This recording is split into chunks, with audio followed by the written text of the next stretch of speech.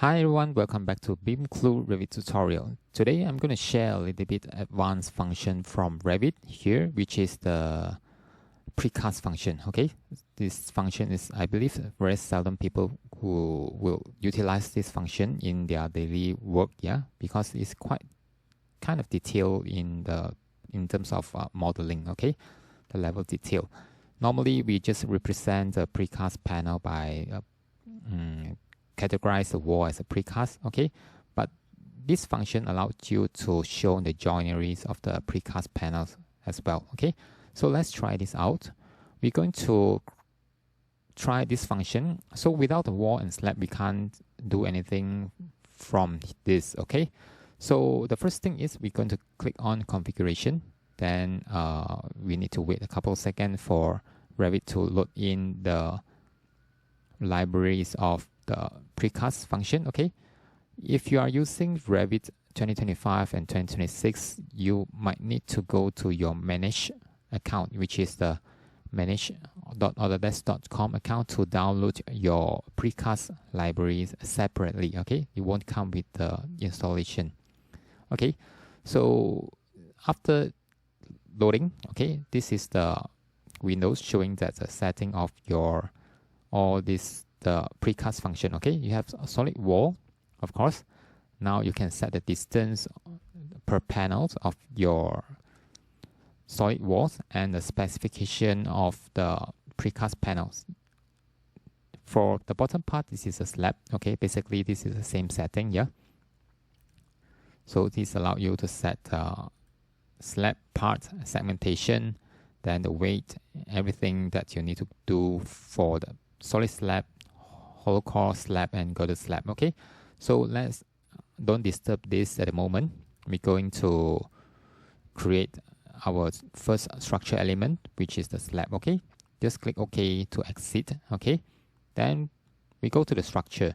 Then the first thing that you need to take note that if you want to create a precast element, you must start with the structure element, which is the structure floor or structure wall. Okay, so just draw your slab over here. Of course, this is quite kind of confusing here. We can go to edit type to create a much more simpler slab. We're going to create a 250 mm concrete precast slab. Yeah.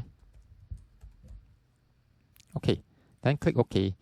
Then of course you need to edit the component of your slab. So you need to delete everything that is not related. Okay, delete that. Make sure that this structure element remaining is the structural element, okay, which is a structural material. Okay, so then change your material to precast at least. Okay, then click on here, then 250 mm thickness. Okay, then everything is okay, then apply. Okay, then you just draw one slab over here, then it's done. You can try to draw another slab. You can see the span direction here. Okay, just take note. Yeah, then we try to create another similar slab over here, longer one. Then now you can change the span to here, span direction change to here. Okay, then we have two span direction of the slab. Then the next thing is we can go to create a wall, structural wall. Then we start with the structural wall. Yeah, then same process you need to go through is edit type, duplicate your wall to 250 mm precast wall. Okay, then click OK. Then the next step is edit the layers of your walls, delete the unrelated one. Okay, structure, change the material to precast. Of course, you can stick it to the elements that you want, yeah, the items, material that you want, but I change to precast. Okay, then 250 mm. Okay, make sure it's structural material. Then okay, apply. Okay, then you draw your wall here. So make sure you draw your wall correctly at the base offset that you are visible. Let's try to 0. Then this unconnected height, we have 8-meter walls. Okay, let's try this here. Just draw the wall over here. Okay, then you select everything. Then you go to the 3D view to have a look. This is the generally what you created in your project file. Yeah. So next step is change this wall to precast. Okay, select these two walls and go to the precast tab over here. Then click on split. Then just wait a couple of seconds. Revit will change everything to precast panels. From now, you zoom in here, you can see the joineries of the precast panels. Panel by panels, the distance of the panels, of course, is already set by you. So when you hover your mouse over here and click on tab, you can still select your original wall and select the panel by panels. Okay, so if you want to show only the parts, you can see the 3D view over here, parts visibility. You show both, which is just now. You can select your wall or your panels, or you can select only show parts only. Apply, then you can only select your parts without selecting the original wall. Yeah. Now your wall is gone. Of course, show original. Show original. This is the original wall, but it left out some joints and openings for you to know that this is a precast wall.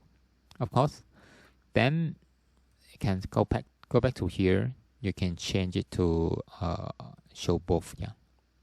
Okay, this is both.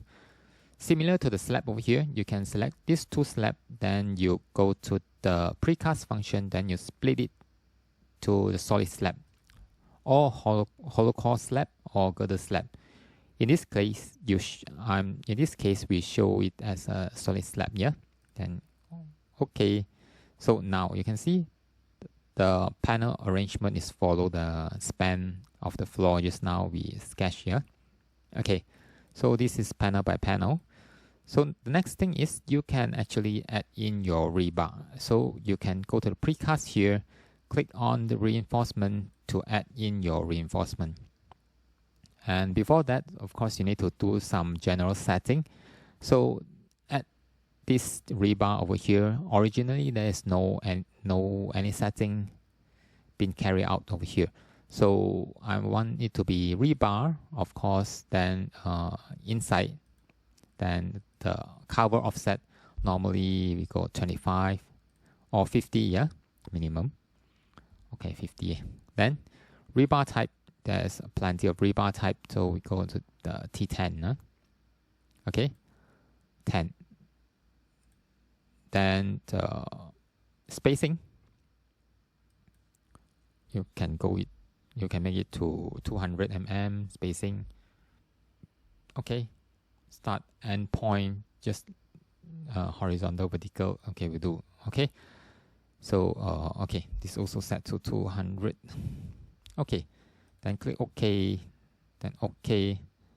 Then you can actually see the rebar has been added into this panel here. So of course you can change to wireframe to detect all the rebars that you have added here. Okay, so that's quite easy to do. So the next thing is you can configure your MEP services, your openings, your devices to be concealed into this precast panel before it delivered to site. Okay, so next thing is you can even generate the shop drawings by using the precast function. Okay, I won't carry out further explanation for today sharing. Okay, I'm going to share this in my next video. Okay, but if you want to know more, if you want to learn in detail about the structure modeling, we actually have a full course over here.